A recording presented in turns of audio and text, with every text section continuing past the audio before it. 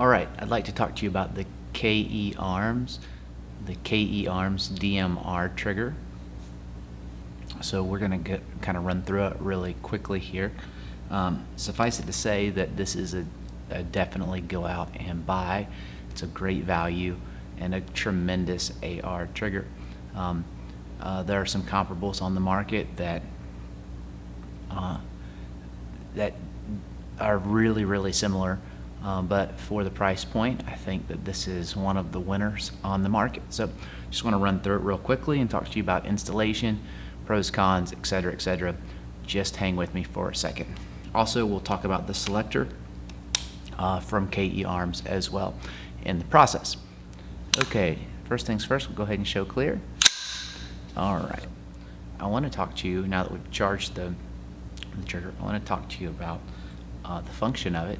And so I'm going to put it in the, put the selector in the fire position. I've already showed that it is clear. And just that clean break. Again, we'll charge the weapon. There's a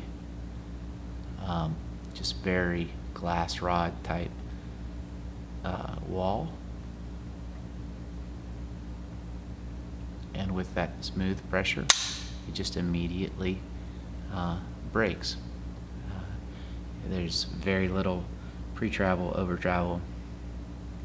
Just a very clean trigger, great for precision shooting and the like. Now, let's kind of look at what the installation looks like. It is a fully captured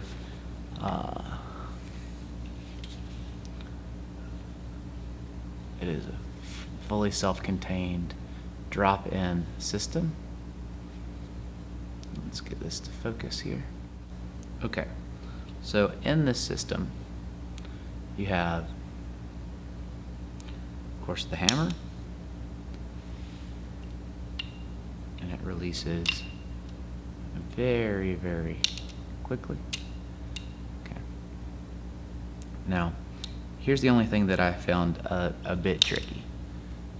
With the installation of the Selector, it was a little bit more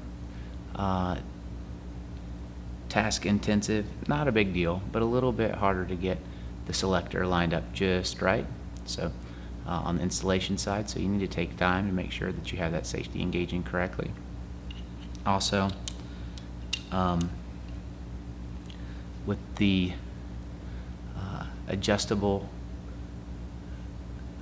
the trigger is adjustable with a nut above the trigger itself, and this is the one thing that I had it adjusted with the reset happening, but happening just barely. And so when I took it out for testing, I found that I didn't have the reset engaging completely, and so I had a single shot AR on my hands.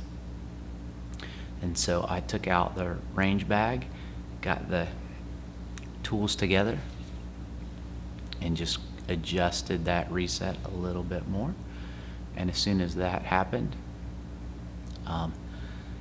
I had no issue whatsoever with the reset, and the trigger functioned flawlessly. And so make sure you have the reset fully engaged. Watch the video. K&E has a great installation video, or work with a competent gunsmith. That would be great as well. And then once you have the trigger exactly how you want it, encourage a bit of Loctite to make sure that screw is in the proper place and remains in the proper place. I like this trigger so much that I think it's going to live in my gun. We'll see. I'm a tester, so I end up testing all different things all the time. But so far, this may very well be my favorite AR trigger. It is definitely in my top 5, and I am happy to keep it in here for a while, and as far as I'm concerned right now, indefinitely. I'll give you updates as I continue to use the trigger, but let me say that with the initial impressions of the initial testing, this is a quality product, and I'm very happy to commend it to you. Have a great one.